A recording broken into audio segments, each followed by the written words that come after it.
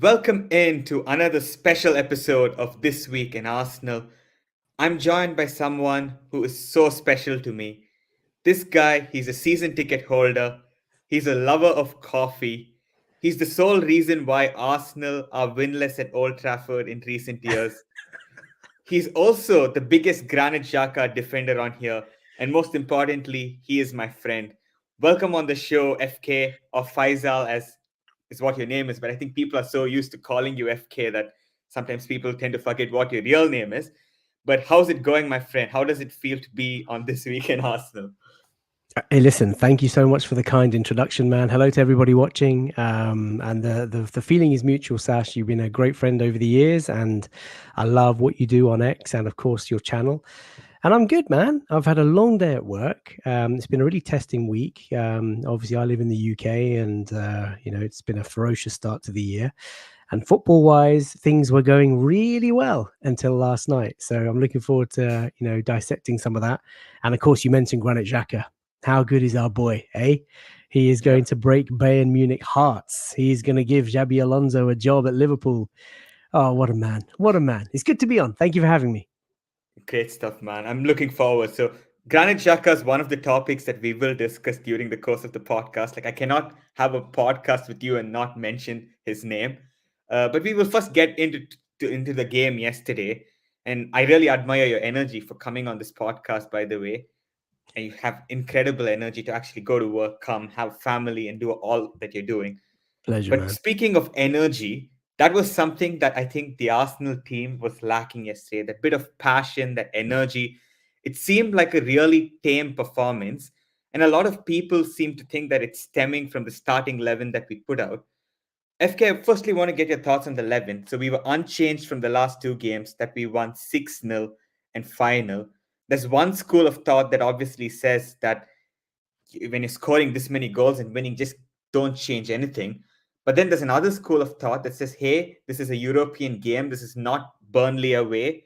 Maybe you need to change things up a bit and be more pragmatic. But how do you view it? And did you think it was the right 11? I was really surprised, Sash, that he was going to go unchanged for the third game in a row.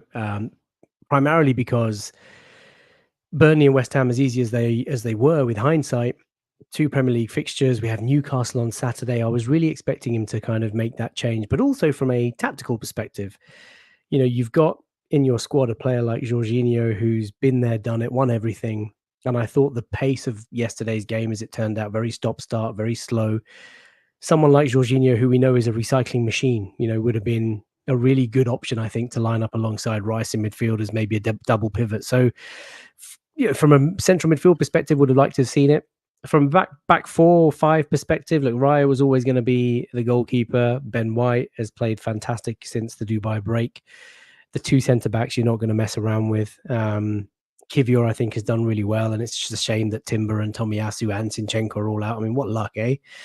Up front, Trossard, it's difficult. You can't really keep a player like Trossard out when he's been playing so well in the last few games, and the dynamic he's got with Havertz seems to have worked really well up until yesterday, and Saka and Martinelli picked themselves. So look, I mean, there's not much room for maneuver, and let's not forget, the squad options we had on the bench were really slim. So as much as I would have liked to have seen changes, Mikel's cards were forced, but I think Jorginho was the obvious one to me. So we went unchanged. You talked about energy. I don't know if I don't think we looked tired. I think that's probably too much of an easy excuse. I think the playing surface was difficult for us. I think maybe the magnitude of it being a knockout game in the Champions League overseas. Not many of our players have been in that situation before. I think maybe only Kai Havertz has played in the Champions League from the starting 11 yesterday. So maybe that has something to do with it. But it wasn't a good day out of the office, and I'm sure we'll talk about why shortly. Yeah, no, absolutely. I think you made a really good point towards the end there about the lack of composure maybe we showed in certain parts of the game. I think maybe overwrought by the occasion. But I want to actually ask you that, because as someone that's also like a manager in real life, you see people at some point, right? You need to just step up, like the Arsenal haven't won a Champions League ever in their history. We've not won a league title in over 20 years. So I think that first time is always going to be difficult, and you cannot always be have that excuse that, oh, we are young, we've never done it before. So I want to ask you, why do you think we play that way with the handbrake off? Because just 2 weeks in a row we won final in 6-0, and yeah, I get it, like we cannot play that way every week and win. Porto is a really difficult game, you can't take these games for granted. But still, to play with the handbrake off, as your favorite Arsene Wenger would put it, for me it was a bit disappointing to see, because the ability of the players is there, but they just didn't express themselves. And why do you think that that is the case? Do you think it's partly also coming from the manager, or do you think some of these players maybe are just not it mentally when it comes to the difficult occasion? Sash, that's a really great question because I've seen lots of theories on my journey home on the underground tonight from work, catching up on everybody's thoughts from last night. I don't think it's a mentality thing. I don't think Mikel Arteta set us up tactically to be anything different to what we do. I think actually we have to credit Porto. They acknowledge that Arsenal are a team who like to play fluid football. They probably accept that they're not as good as Arsenal, man for man and talent wise. And I think Conceição wanted to stifle us. He wanted to prevent us from getting into any sort of flow, from developing any sort of momentum. And you could see from the first minute, they were snapping at our heels. They were pressing us really well. We were maybe a little bit nervous, but I don't think it was a mentality or an energy thing. There were passes being misplaced from like the first minute. We weren't trapping the ball like we do so cleanly in the Premier League.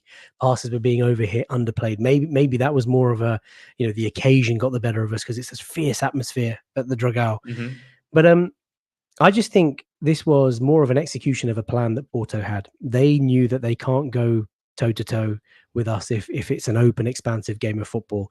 They wanted to disrupt us. They wanted to stifle us. They wanted to, 36 fouls, 37 fouls in a 90-minute game of football. I mean, that's Crazy. wild, right? So we've seen all the stories about the ball being in play for such little time, but that's what they wanted to do. And credit to them. They came to do a job. They did the job, and they got lucky, I guess, with the goal. We were a bit sloppy giving the ball away, but what a finish! And I can't argue. Sash, I sit here and I cannot say to you that we deserved to win that game because we didn't have a shot on goal. We were ineffective with our set pieces. Conceição would have studied that. We're so good at set pieces this season, but they completely nullified it by conning the ref. There was a moment when I think even one of their own players stamped on Diogo Costa's foot and they got a free kick because of that. I mean, so they were, that was their ploy. And just in closing to this question, I think Mikel Arteta's post-match interview was really telling when he came out and said, now we know them and we saw them play, they wanted to set up the way that they did. I think that genuinely surprised Mikel as to how aggressive they were in trying to stop us, in stopping the momentum of the game. And I think Mikel's kind of indirectly admitting that we weren't prepared for that. That wasn't quite right, the game plan from our side.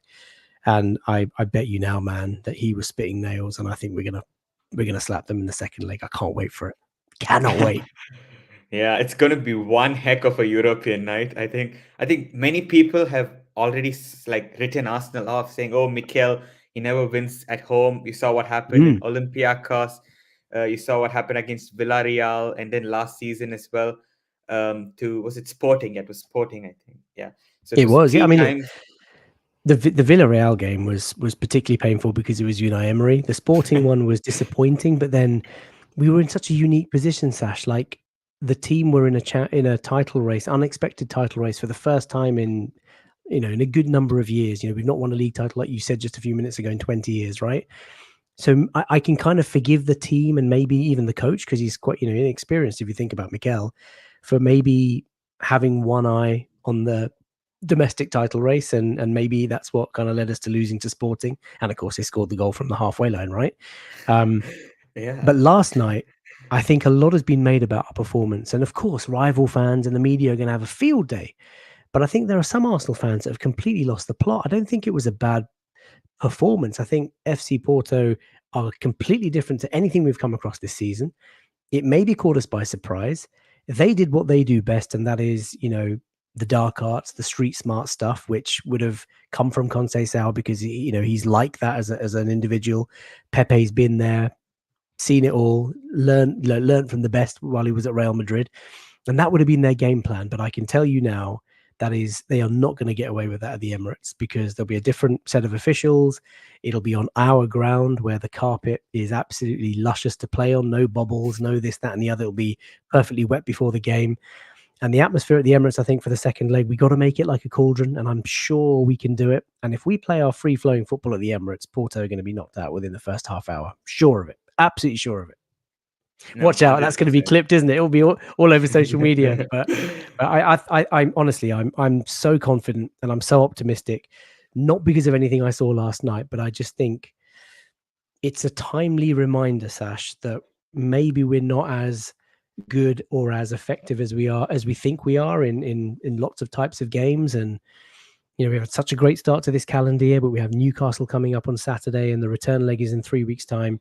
We have time now to think about, to reflect on last night, and to try and think of ideas to basically overcome that stop start, because it didn't help us. Yeah, no, absolutely. I think first of all, you're a really wise man, and I think some of us, especially in this younger generation of people, we maybe are too reactionary when it comes to like a defeat. Like I was really angry with the way we played yesterday, because I know that we can do so much more, but we sometimes it just doesn't happen, And the fact that you're really measured in your analysis, it's just 1-0. We're playing at the Emirates. Everything will be on our side on that day. So there's still, like, it's not like we're out of it, but it's There's obviously a so blip much to on the play road. for. Of course, there's so much to play for. And I don't want to tag a whole generation of Arsenal fans and say that we're all reactionary. Look, we can all be reactionary, right? You know that, I know that. We've got the chat on Twitter, the group chat. You know what I'm like. But Yeah. I just think, you have to think bigger picture, and you have to try and understand why the game went the way that it did. It was just unique circumstances. We come up against a Hmm. team, like I say, they didn't allow us to play that expansive football. You come up against Real Madrid or PSG or Bayern or Barca in the Champions League, you're going to get more time on the ball, more time to play, and it's going to be like basketball. But they didn't let us do that last night, and that is a real learning point for this team. But all is not lost. It's 1-0. Okay, we take that. It's a slap in the face for us, but I trust Mikel to analyze, maybe overanalyze where things went wrong last night. I trust the players Yeah. to come through that experience and to learn. But I think more importantly, bring it back to our place. And yeah, those magical nights at the Emirates. I think we're Yeah. going to have one. I think we're going to cook. Well, I think we're going to cook them. I will make sure I have this clipped after we have gone through, so that I'll be Yeah, like send it to FK Wally, knew send it. it to Paddy. They're all gonna, they keep all the receipts, don't they? Yeah, and then they're Oh going to dear. post that meme of both of us on the chat as well, which is, yeah, it's group chat heritage, as they say. That's it. Um, but you made a couple of really good points. I think the first thing I really liked was that you didn't criticize Porto for their approach, because I'm seeing a lot of people saying, Porto, they're diving, they're doing this, they're doing that, awful team, blah, blah, blah. But you have to realize, Arsenal in the last like 3-4 years have spent like 700 million to build this squad. Porto basically are run from their academy. Like they scout talent very well within Portugal, but just look at the difference in size between the two clubs. And as a smaller club, you're always going to do everything you can, every marginal advantage that you can get that is in your control within the laws of the game to try to win a game of football. And that's exactly what Porto did yesterday. It's exactly what Newcastle are going to do on Saturday as well. So I think as Arsenal fans, we just need to get on with it, And I think the way you said fair play to them. And I agree, fair play to Porto, because they did what they have to do to win a game of football. And if you're not good enough as a team to win despite your opposition doing all that, then just give credit to the opposition and move on. So I think that's one thing which I really like, because I saw a huge meltdown on Twitter yesterday regarding this. The other thing you were mentioning about like set pieces and some of the theatrics that Porto players were doing, I want to get your thoughts on set pieces, because this seems to be a pretty polarizing topic on Twitter, because some people are like, Arsenal, they only score from set pieces. They don't create anything from open play. That's one extreme. But then there's also another section that's trying to say, look, we do create some from open play, but I think we should embrace the fact that we're good at set pieces. But having said that, yesterday was a day where I would say our chance creation came only from set pieces.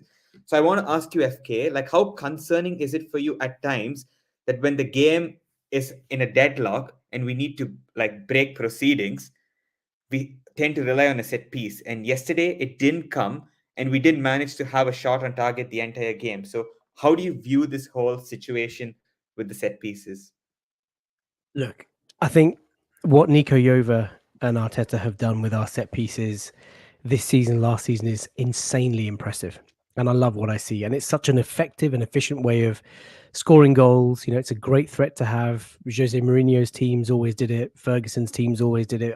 George Graham's teams always did it. And it's just a great weapon to have, right?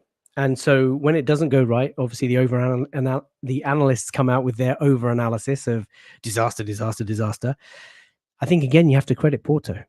You know, they knew that Arsenal are so deadly at set pieces, free kicks and corners, but we couldn't lay a finger, let alone a glove. And so, you know, when you have a night where you're not effective from your set pieces, which you're so deadly at, when you have a night where you're not creating any shots on target and your XG is less than 1, then you know you've had a bad day at the office.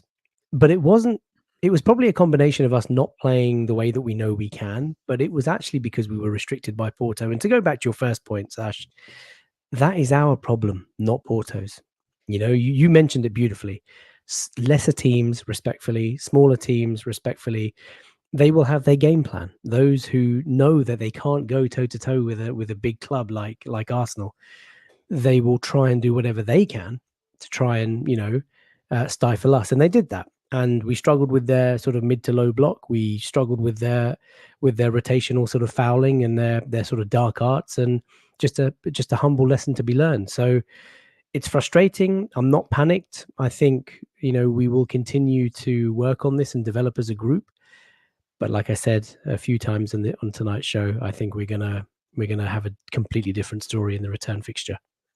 Yeah, no, I'm looking forward to that. I feel like I can't wait. yesterday's just seemed like this really weird night because obviously we're working during the week, and yesterday's match, in at least in European time, was 9 p.m. Maybe it's slightly better in the UK, 1 hour behind.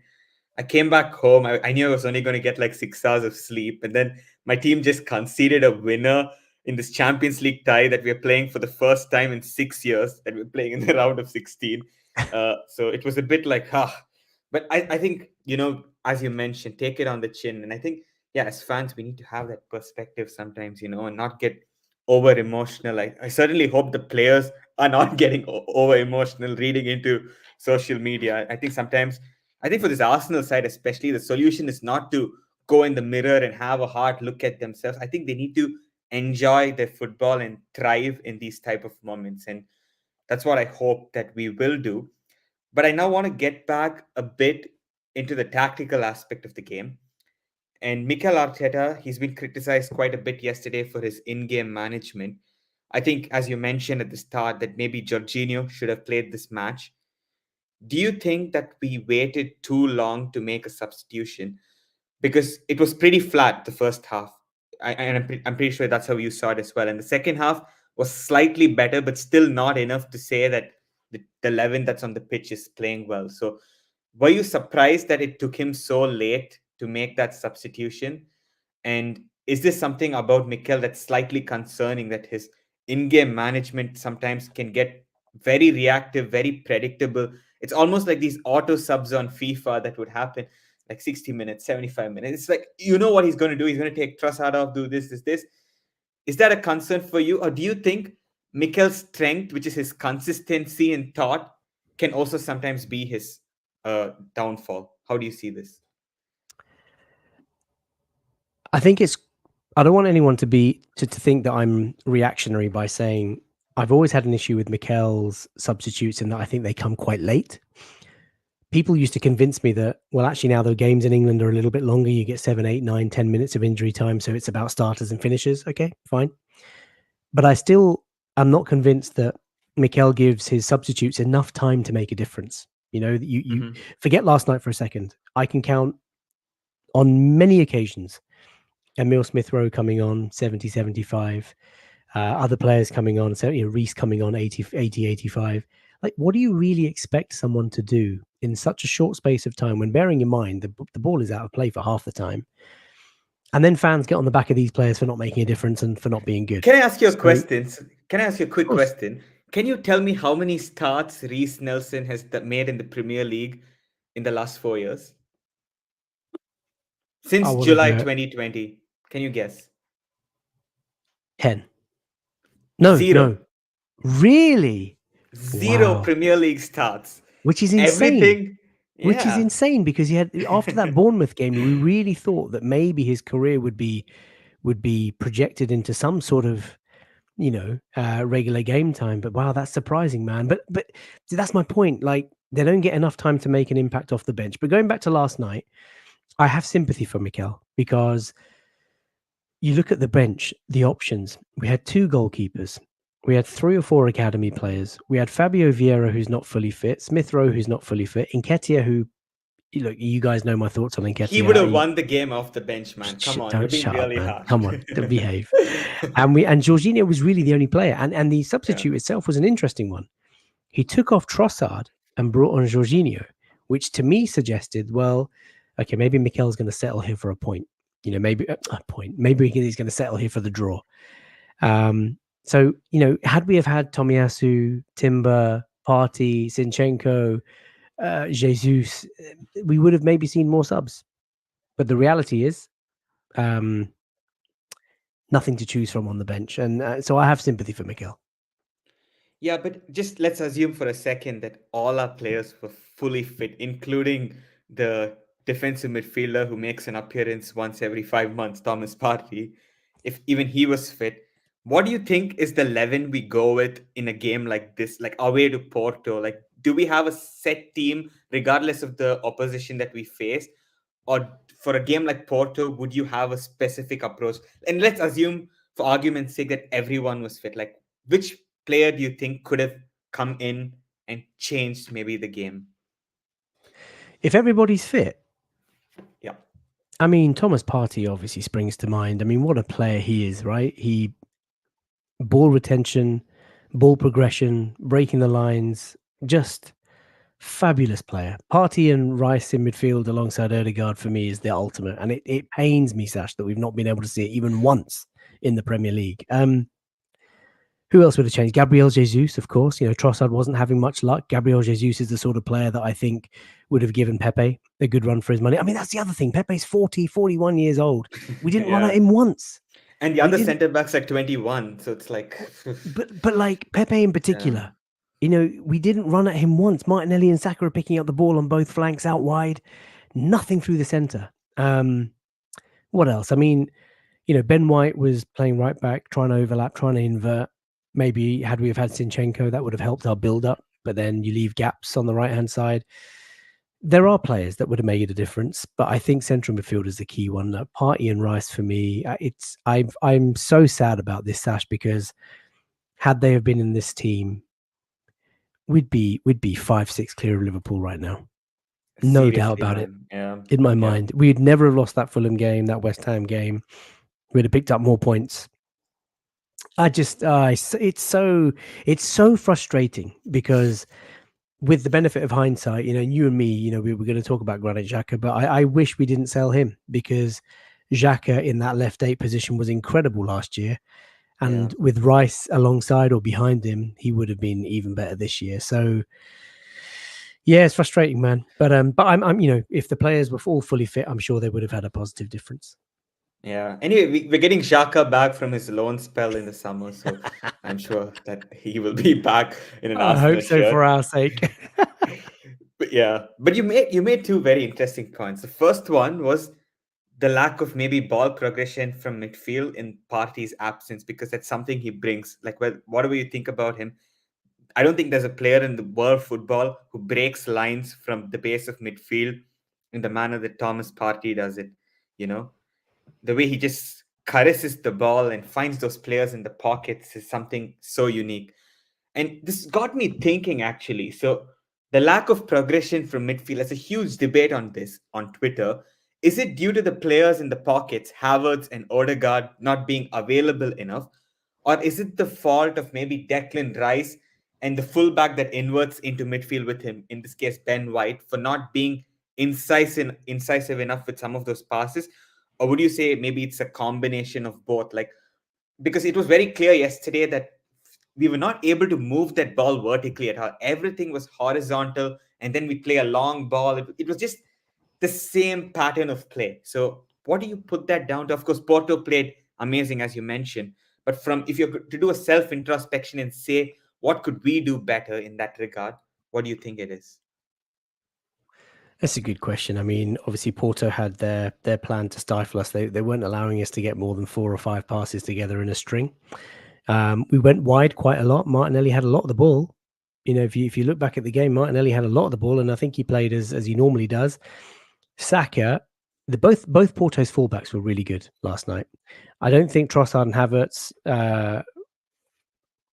sort of interchanged as well as they have against West Ham and Burnley, and I think primarily because FC Porto marked them out quite cleverly. You know, they Kai Havertz was picking up intelligent spaces but never getting the ball. Trossard the same, not getting the ball.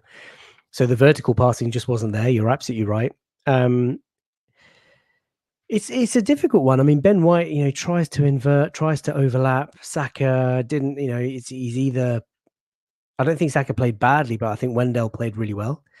Yeah. It's a difficult one to answer because I think Porto just kept stopping and starting the play.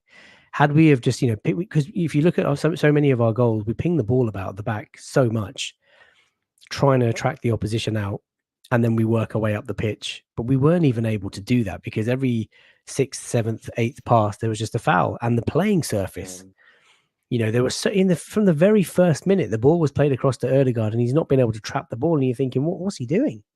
So like you know, whether the pitch was dry or the grass was long or there were bobbles, but like it just everything suited Porto, which is why I'm Yeah. so confident that everything when it suits Arsenal, that's when, you know, the favor will be returned. Put it that way. No, absolutely. You did make the point about Porto maybe not like pressing like the way most teams would. We play, and as you mentioned, bait the teams press and play out from the back. That did not exactly happen yesterday. So I think maybe the players were wondering, hey, is the press coming? Is it not coming? And all the other factors probably was also a factor yesterday. And I think maybe in that case, we should not read too much into yesterday as a game to really judge Arsenal. And maybe we should also have a bigger picture look at the recent games which we've been winning quite convincingly, and that a game like this can always happen. But I think even in the games that we have been winning, I always felt that imagine we had a center forward, how much better could we be? Like a proper center forward. And you made this point about Trossard not being effective yesterday. And I think in the past, if I'm not mistaken, you've been, I wouldn't say critical of Trossard, but you've sort of maybe questioned the signing, Yeah, maybe, yeah. of Trossard. And, you know, to be honest, I sort of agree with you. Like, I think he's a great squad player, fantastic season. I really like him. But I sometimes think to myself, like you have Saka, you have Martinelli, but who is the other player who's the game changer? You know, who's like in the front line, who's like you put this guy, he will win the game for you. There's a lot of good players in our front line. There's like Havertz, Trossard, Gabriel Jesus, and to a lesser extent even Reece Nelson. But I think what Arsenal are looking for is that step up. You know, in terms of that striking position. I want to ask you how you would approach this in the summer. Obviously, you want to have a look at the striker market. You also want to have a look at the winger market. Is it that you would just sign who the best player is in either of those two positions and see how to fit the players in? Or would you go for a more like conservative strategy? For example, let's sign Ivan Tony for 50 to 60 million. Let's sign someone like Pedro Neto for another 50 to 60 million. I think they're both very good players, probably on the level of Gabriel Jesus, but they're probably also not like level raising players like maybe Victor Osimhen or maybe someone like Rafael Leao. So how do you view like the rebuild in the front line this summer? It's a really good question, Sash, because prior to this mid-season break, I kind of went along with the whole line of we need that number 9. We need that talismanic centre forward who's going to be 20, 25 goals a season. And then, of course, we've come out on this calendar year and scored 21 goals in 5 games. And I'm left here thinking, is this sustainable? Like, can we rely on different goal scorers every week? Maybe, potentially. But then when you think about every team that's won the Premier League title over the last, well, since the league started, every club always had that main number nine. Every club always had that main striker that got you that 20-25 goals. And Except Liverpool. except yeah, Except yeah, Liverpool. there was Yeah. one year, right, when Sturridge and Sterling. Oh, no, when was that? The COVID year. Who did they have? They had Salah, Firmino. Firmino. How many goals did Salah score that year? He must have scored loads. Oh, Salah. Okay, so you're counting Salah. Okay. Okay, yeah. So what I mean there is that you need one player that's going to get you those 20-25 goals. In the It doesn't front matter where line. it comes Yeah. from, right? In the front line. Mm, Now, mm. Saka hasn't got those numbers just yet. He might. Martinelli absolutely miles off this season. And Gabby Jesus, as wonderful as he is at everything else, goal scoring is not his prolific strength. And Eddie's Eddie. So in the summer, I think a lot of it comes down to availability as well, Sash, right? So if you've got strikers like Tony, who is a year away from his contract expiring, who has openly talked about leaving Brentford, and if he's available for like 30, 40 million quid because nobody else wants him, I'm not going to say no. Absolutely not. If Kylian Mbappe was around, of course, I'm not going to say no. But like, do we go £100 million on Osimhen? Great player.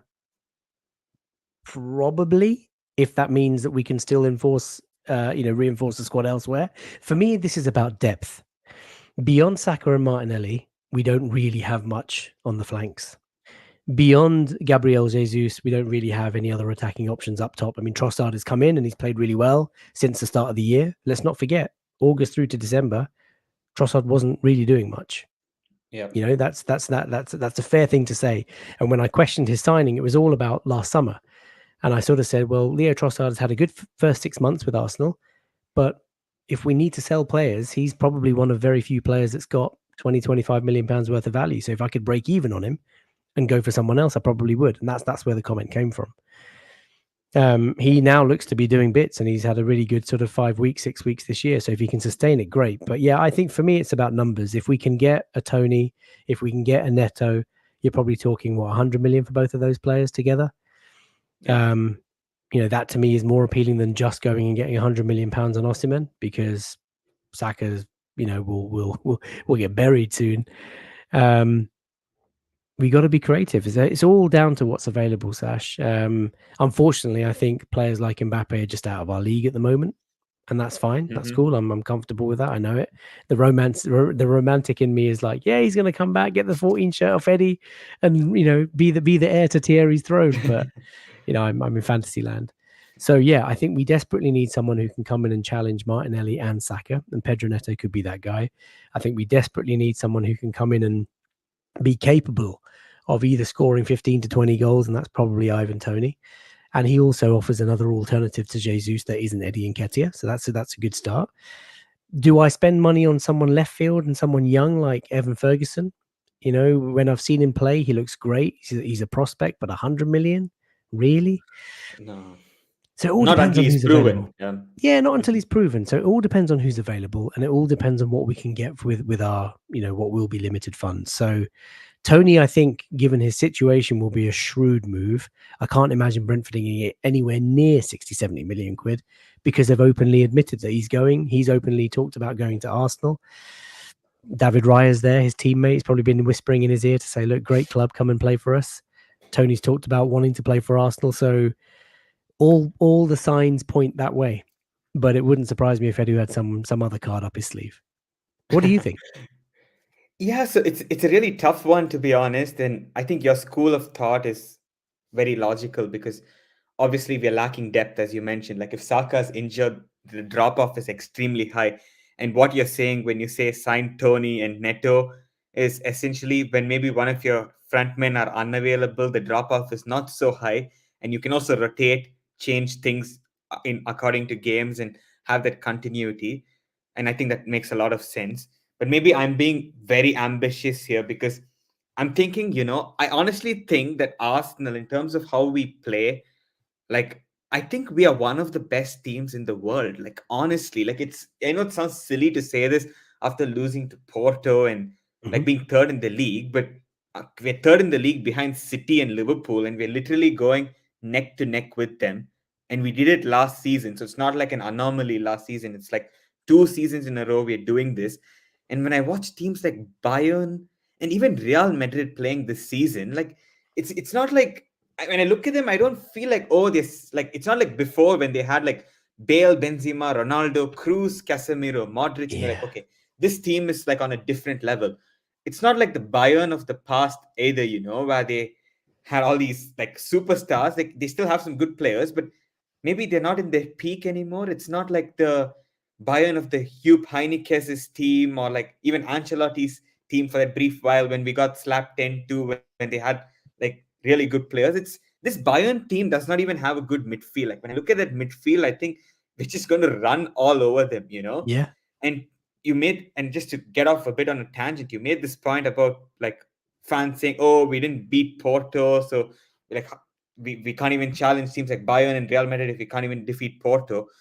But I think those teams play differently, right? And I still think when we play against those teams, they'll be more open and we can like win against them. Bayern lost to Werder Bremen a few weeks ago, so I don't think like it's the same thing at all. So like we can be one of the best teams in the world. That's my point, and I think we are. So I was thinking really ambitiously, like not Mbappe himself, but wouldn't it be cool if Arsenal had a player who's like a superstar?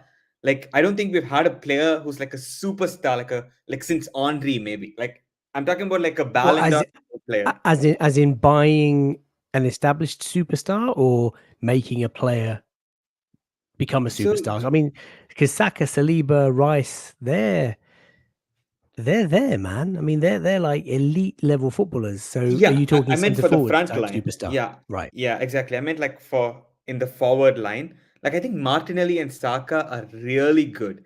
But I Yeah. just look at even Liverpool right now. They have Salah, they have Jota, Diaz, Nunes.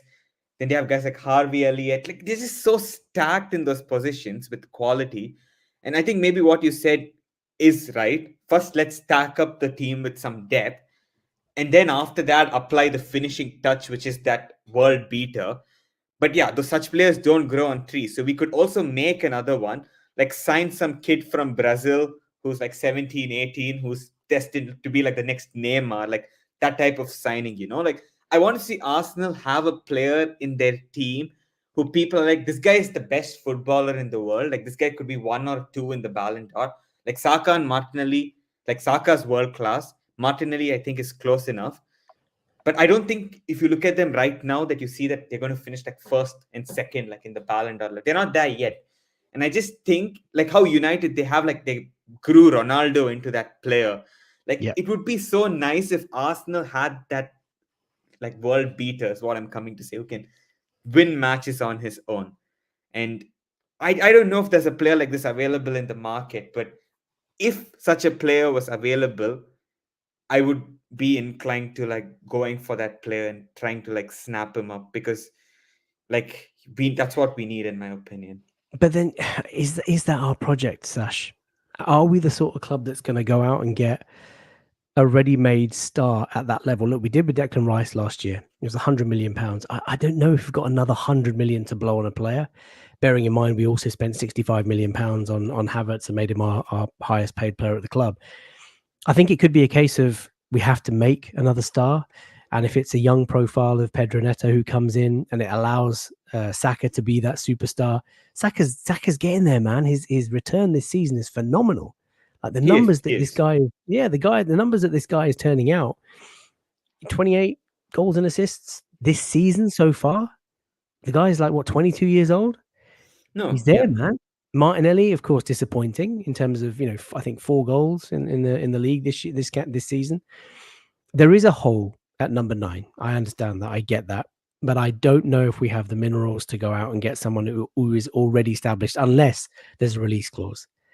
Unless someone like a Benjamin Sesko, who, he's a release clause, he might come in here and adapt to our team and just elevate us like, Yeah. unexpectedly. Who else? Yeah. I mean, you've got Osimhen. Osimhen is a superstar. Is he Ballon d'Or material worthy? Don't know. Vlahovic. I knew you'd ask about Dusan I Vlahovic, love this and guy. I I know love you him. Yeah. love him. You love him, and listen, we were all allowed to love the players that we watch, and I'm I tell you what, Sash, I won't dismiss it because I'm intrigued. You know, I'd like to see what he would be like in the Premier League at a club like us. But I think the money that Juve would command for him is probably going to be ridiculous for the player that we've seen over the last year or two. So yeah, man. I mean, look, I'm no scout, but I think if you looked at all so those names, Vlahovic, Sesko, Osimhen for ridiculous money, Tony, Evan Ferguson, Ollie Watkins is another player that is potentially of interest. Dominic Solanke we were linked with in January. I mean, Tony's a standout, but then his personality, I have a couple of questions about his character. Ollie Watkins, I like a lot. I have a real soft spot for Ollie Watkins. I think he's a really great player, but is he good Age, enough for Arsenal? I don't know, man. Age, was he 27, 28? he's like Um, 28, 29. Yeah, so he's let's not start like, that argument again for Arsenal socials. But oh I think, yeah. but I think there are options there. Just gonna have to wait and see, aren't we? Yeah, yeah, it's a tough one because as you mentioned, we might not have the funds to do another like 100 million deal like Rice, which Right? maybe makes the Havertz signing a bit baffling because I'm a huge Kai Havertz fan. I rate his qualities a lot. And I think we have to differentiate maybe the player from the transfer fee because the player is a human being at the end of the day. He didn't choose how much to spend on him. And you can appreciate Kai Havertz, the player, but maybe you can also point fingers at the people who made the decision to pay 65 million and make him the highest paid player when there are maybe more pressing needs, even more than criticizing the signing as such. Do you think maybe the prioritization was a problem this summer, and maybe it's something we might regret at the end of the season because we could have easily gone for a midfielder? And anyone who thinks that Havertz was going to replace what Granit Xhaka was doing last season is living in a world of their own. So, like, how do you see this like summer transfer window? I was really frustrated when we bought Kai Havertz because I didn't really understand where Arteta was going to play him, and to see him playing left eight has been a bit heartbreaking because you know as much as you know how much I loved Granit. I didn't realize we'd made him the highest paid player at the club, and obviously to give Chelsea so much money is painful. That said, I do like what I see from Havertz, and I really want to love him. Like I'm not there yet. Like obviously I like him, I back him, but I really want to fall in love with the value that he brings to this team. And he showed glimpses of it, especially with Trossard in the last sort of 4 or 5 games. I'm still jury's out for me on Kai. I'm not going to get worked up about it. We have him. He's a gunner. We need to embrace that. I also didn't think that David Raya was the right move. 35 million pounds on a goalkeeper. Of course, we've loaned him for the first few months. I didn't see the tangible difference between him and Ramsdale, but now he's proving his quality. Now he's showing the value that he brings. And maybe that's going to be the moment that Kai has. So, yes, look, it's easy for me to sit here and say that's £100 million on 2 players that maybe we didn't need. But what if we end up winning the league, Sash, this year? Yep, It's yep, a masterstroke. David Raya has completely transformed the way we build up. Now we're much more of a threat on counters because his distribution is quick. We're cleaner at claiming crosses because he doesn't fumble anything. Like that's a big difference to the team. And if Kai yep. Havertz, let's say over the next 13 games in the league, if he gives us 6, 7 goals, that's a great return, and he would have surpassed Granit Xhaka's return from midfield. So there's still a lot that can happen, and I want to reserve judgment until May. I'm much more confident and calm and happier about Raya, but I think Havertz has probably got some fans to win over. Yeah, no, absolutely. You of course mentioned that there's still some time to go in the season, and I think that's a good place to like go into now. Like, I don't want to speak about the end to the game and dwell on individual moments. Like, oh, should have Martinelli made that pass? Should he not have made that pass? Did we manage the game well? I think at the end of the day, that's a moment, right? It's an action, and people delve so much into the action, but we prefer just to see the bigger picture about how the game went. Porto were better than us, fair play to them, and we move on from there. But coming now, we have a huge game against Newcastle, and we have to now speak about the Premier League as we are entering the run in. First of all, how are you seeing the game? this weekend against Newcastle? Because Arsenal obviously going to go be quite tired, after this trip to Portugal, and especially the way the game unfolded, pretty physical game. In Newcastle, they're going to do, I think, similar to what Porto did. They've done it in the past. They did it at St. James's Park. And there's a bit of rivalry between the two clubs because let me tell you, I think the game I really enjoyed the most from last season was the away game to Newcastle. Like the rivalry is like really heating up. I can see this like a bit of animosity between the players, especially Bruno G and Jorginho last match. So I'm looking forward to this weekend. I think it's going to be a cracking game. But how do you see it unfolding? I think you're right, Sash. Straight off the bat, I think it's a fixture that is beginning to simmer quite nicely. There's a heat to the fixture. There's a spice to the fixture. There's a bit of a rivalry for whatever reason. The last game at St James's Park was horrendous. I mean, the VAR decisions, the ferocity from the crowd, the hatred that they seem to have for Arsenal, the fixture at the Emirates last season where Eddie Howe's men came and rotationally fouled and slowed down the game. I think that was the ball was in play for the least number of minutes in the Premier League season last year at the Emirates in that fixture. So there's a bit of hatred's a strong word, but there's a it's heating up nicely. So it's a big game. Make no mistake. And after last night's sort of humbling, we need to get back to winning ways. We have to, we're playing late this weekend. Liverpool, of course, played last night against Luton. Manchester City will play away at Bournemouth earlier in the day on Saturday, and we're the late fixture, 8 p.m. on a Saturday under the lights. Newcastle coming to town. Everyone's going to be watching.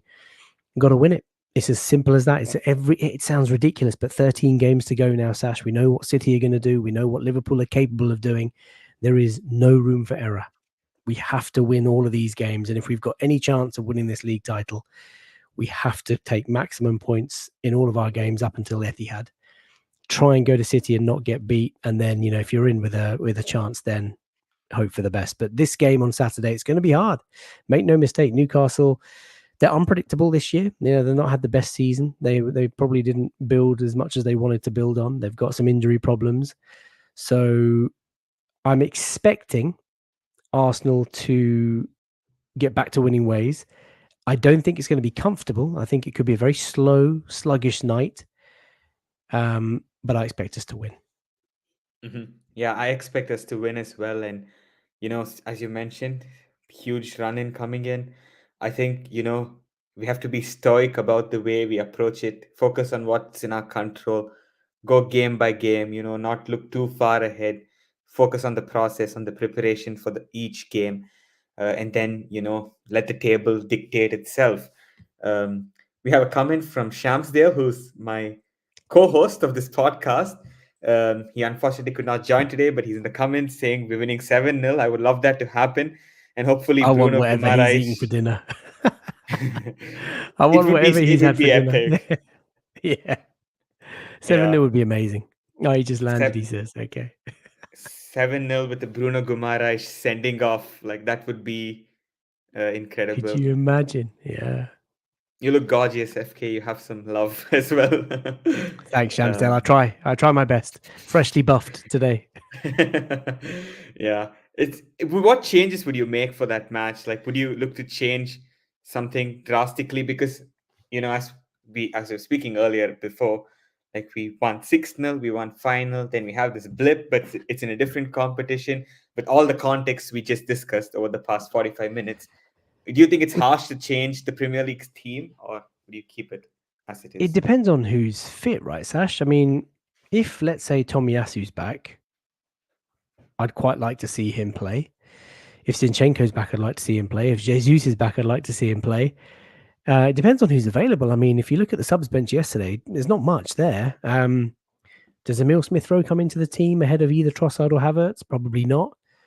Would you want to start Jorginho in midfield against Newcastle at home? Probably not, unless Zinchenko comes into the team. I think if Zinchenko's fit, he plays left back, Jorginho comes into midfield, shift Havertz up top and have Trossard on the bench. That's probably all I'd do. Yeah. No, I kind of agree with that approach. But Sham, he will always tell me on this podcast that he doesn't want Jorginho and Zinchenko next to each other. especially like in midfield, like off the ball when they're defending. Because you saw against Chelsea, for example, at Stamford Bridge. I think that's the game that's really scarred Sham, where Conor Gallagher just kept running past them. So they are maybe a bit prone, like Joe Linton or someone could just, like make them his bitches, so as to speak. So I'm a bit concerned about that.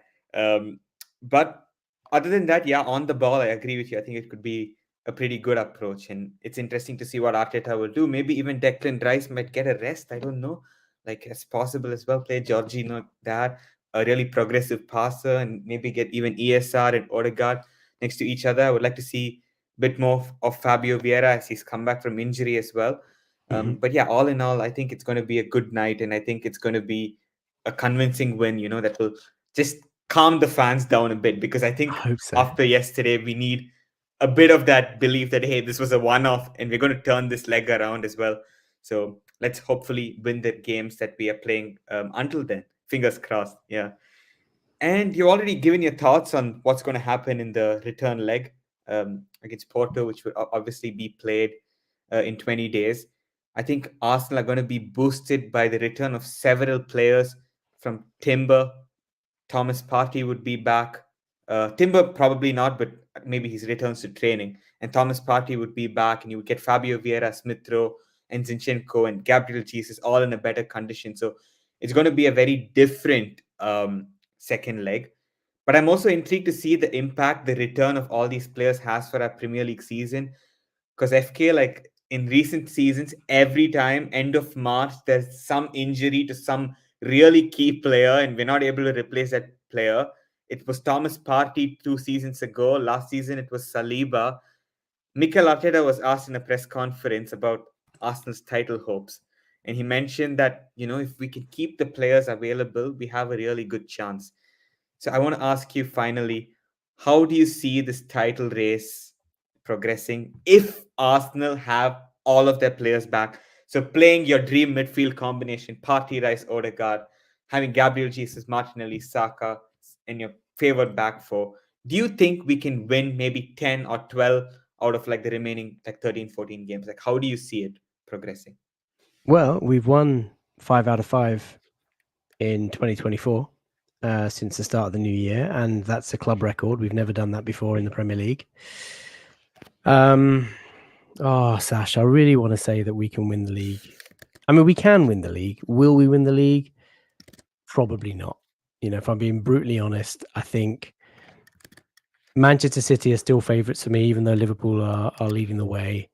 I think City have previous, they have the squad, they keep players out for 4 or 5 games, everyone loses their minds, and then those players come in and go on a run, and you wonder, why they go on this run, but it's because they keep their players fresh. They're so capable. They've done it so many times at this stage of the season where they put a run of 10, 11, 12 games together. Liverpool, despite all their injuries, seem to be creating chances and scoring goals, but it was just Luton, so we have to bear that in mind. I really want to say we can win the league, but I just don't know. I think we're capable of winning all of our games up until the Etihad. I think you have to go to City, and you probably have to try and beat them. I Mm-hmm. think, I mean, even a draw, Revenge. Mm-hmm. even a draw may not be good enough. Mm-hmm. And if you do come away from the Etihad with miraculously 3 points, have this Arsenal team got what it takes to not slip up in a game unexpectedly? No one expected us to lose at home to West Ham. No one Yeah. expected us to lose away at Fulham going 1-0 up in the first 2-3 minutes. Yeah.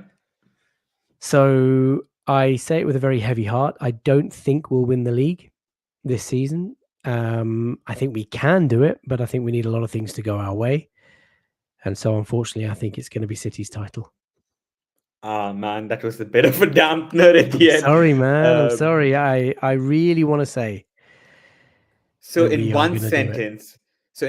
sentence, if you're to tell someone this is this is how Arsenal's season will end, Premier League and Champions League, how would you say it? I think we're going to be runners up in the league. And I think Champions League, because it's at Wembley, and depending on the draw, I think we're capable of getting to the final. I think it. Weirdly, I fancy us over any team bar City over two legs. And if it is to be City, I fancy us over City in a 90-minute situation. So the draw's got to be kind to us. I mean, look, Real Madrid might turn up and completely turn us over. They're a fantastic team. So I think we're going to come close in both competitions, Sash. And I'm so fearful of heartbreak in both competitions because I think it's going to be a case of Yeah. we're going to get so close, but just not over the line. So So close yet so far. yeah, that's Arsenal, right? Heritage. Yeah, yeah, no. Actually, yeah, I think I'm going to go with very low expectations into every match. Somehow, when I feel like we're going to lose, we end up winning. It's like this club always gets our hopes up and then crashes it, towards the end. So, yeah, Yeah, I think I'm going to be tempered till the end of the season, just calm, no extremes. But let's something, do it. FK, I think that we will win the league, honestly. You Yeah. know, yeah. And by we, I mean Bayer Leverkusen. Oh my Granite FC. We're 8 points ahead of Bayern, I can't okay? believe what we're seeing. I cannot. Well, I can mean I can because Granite was always going to light up light up the Bundesliga. But I mean, wow! And after Harry Kane joined Bayern as well, wow! Football heritage again there. Yeah, it's mad, mad. How happy are you for Shaka? Because we cannot end this podcast without actually speaking about Granit Shaka, the human being, the player, what he means to you, and how happy you are to see him doing as well as he has. Because people have underestimated his importance to Arsenal. They said, this guy's just poaching in the box.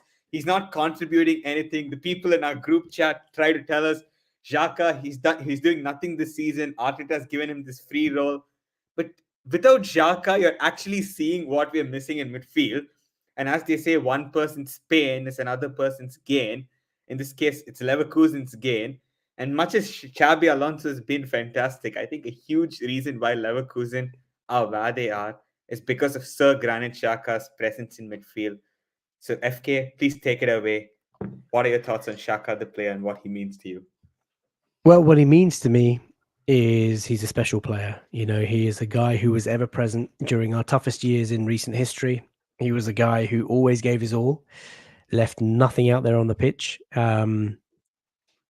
Just a really hardworking, honest, grafting player who we could rely on, and I think was misunderstood for a large amount of time. He didn't deserve the hatred, certainly didn't deserve the abuse. And that night when he told Arsenal fans to fuck off, it made me feel so happy because he deserved that. And look, I was sad to see him go. I think the renaissance that he enjoyed in that advanced left eight position under Mikel was fantastic. It's almost such a shame that the fairy tale didn't end with the Premier League title in his hands last year. I would have kept him. I still think there's a role for him at Arsenal in this team, but obviously it's not meant to be. And when he went to Bayer Leverkusen, I didn't think he'd play as well as he has, and I didn't think the team would be as high as it is and clear of Bayern as they are. From everything that I hear from socials, and obviously you live in Germany, you follow the Bundesliga much more than I do. The guy has been phenomenal, you know, winning man of the match awards. Xabi Alonso has spoken about him being the leader, the role model, the example in the dressing room. He has taken this team from here to the top of German football, and nothing would make me happier than to see him win the Bundesliga, to see him with a domestic title trophy in his arms. And you know, if he gets the Ballon d'Or next season, it'll be totally deserved. And you and I called it 6-7 years ago. No. Listen, Yeah. I just think it's a wonderful, wonderful story for him, and he deserves it. And if they can hold on, and if they can win this title, what an achievement to be for him, for Oof. Xabi Alonso. Just beautiful, beautiful. Yeah, yeah. It's actually over here in Germany, everyone's like rooting for Leverkusen apart from the Bayern fans, of course. I think it's also a Of really course. good thing for the league. Like it's become such a shit league because every time it's the same winner. Like last season, Dortmund capitulating on the last day of the season. I think that just summed it all up, and I thought that's it. Like Bayern are never letting it slip from here. And look, Bayern have had an indifferent season, but to see Leverkusen come in the way they have, and to see Granit Xhaka go again to another team and be in a title race, it makes me so happy. And I think I'm actually even more happier for him, because at Arsenal, there'll always be some toxic guys that are like, this guy, he doesn't do this, he doesn't do that. But he's in an environment now where he's fully appreciated, like in Switzerland and also at Leverkusen. So really happy with him, Granit Xhaka. And yeah, I think we will celebrate a title at the end of the season, whether it's Arsenal or Leverkusen. So we have something to look forward to, I'm sure. But on that note, FK, thank you so much. I think we had to end it on that positive note with Granit Xhaka. It was really a pleasure for me to have you on our podcast finally. My pleasure, And man. I think this is only the beginning. We would love to have you again in the future. Once we become a more professional setup, we're working on making our live stream a better experience for everyone. You're already giving me some tips, like put it on your Twitter. So, yes, we're going to sign up to StreamYard, make things more professional. But it was great to have you on today. Thank you so much for taking time off your really like busy schedule. Like, I think you're literally having to time map the way Elon Musk does and go from R to R, saying this is what I'm going to do. And that's why I don't want to also hold you off for too long, because you obviously have your own show to host as well on your own channel. And you can find FK on the Latte Firm. That's where he is. And it's going to be one of the best YouTube channels for Arsenal in the coming years. It's already grown so much in 2 years. And yeah, we will always back and support the channel. And we would also love to come on your channel at some point, if that's That would possible. be a pleasure. That would be an almighty pleasure. But thank you, Sash, for having me. Thank you, Shams, also for getting in touch and inviting me. And I wish you all the very best with your channel. And hopefully, we have a happy ending this season.